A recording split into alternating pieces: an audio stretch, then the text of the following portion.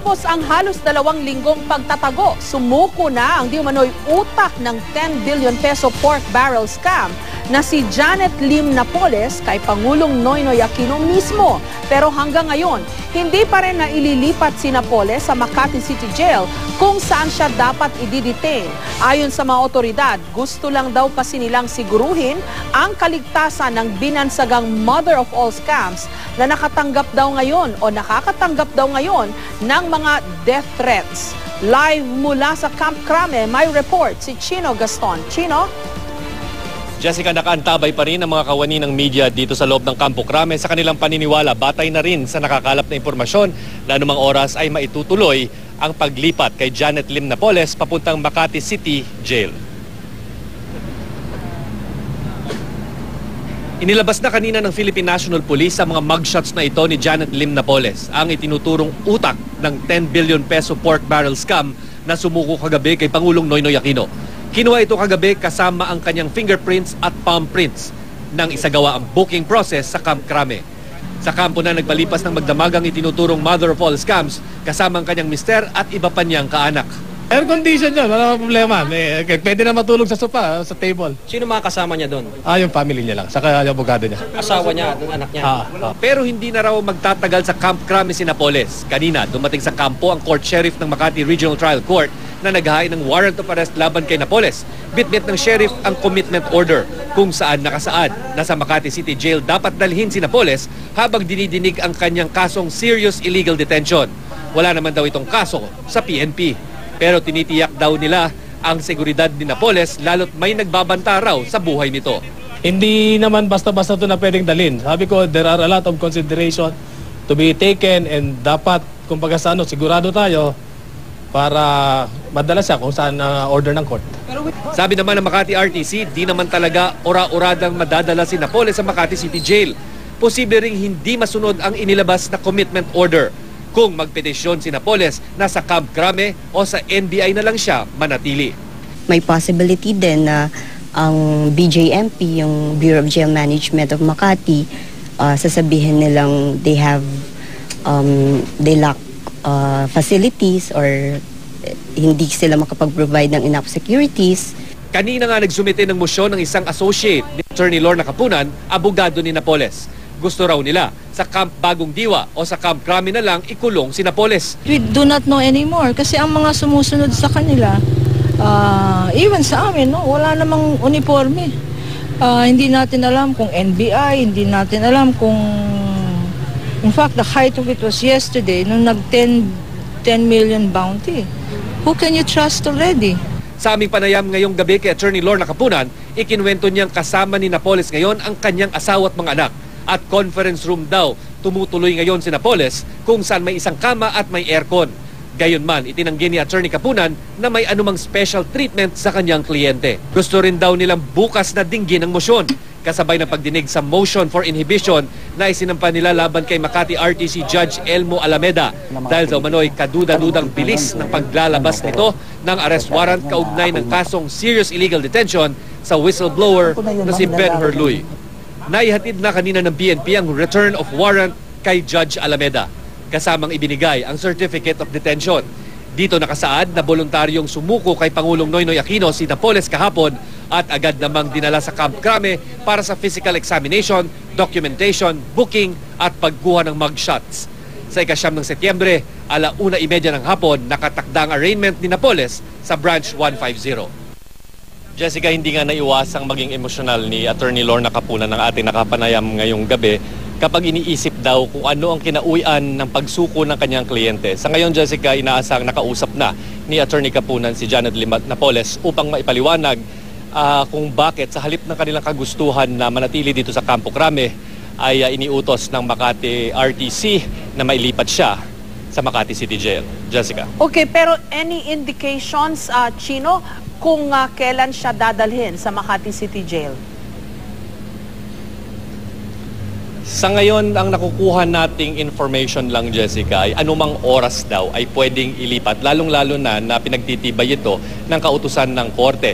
Ang alam natin, naghahain na rin ng motion for reconsideration itong kampo ni Napoles sa pamamagitan ng kanyang mga abogado para para ipagpaliban ang pag-transfer sa Makati City Jail at sa halip ay dito na lamang sa Campo Crame o di kaya sa Camp Bagong Diwa.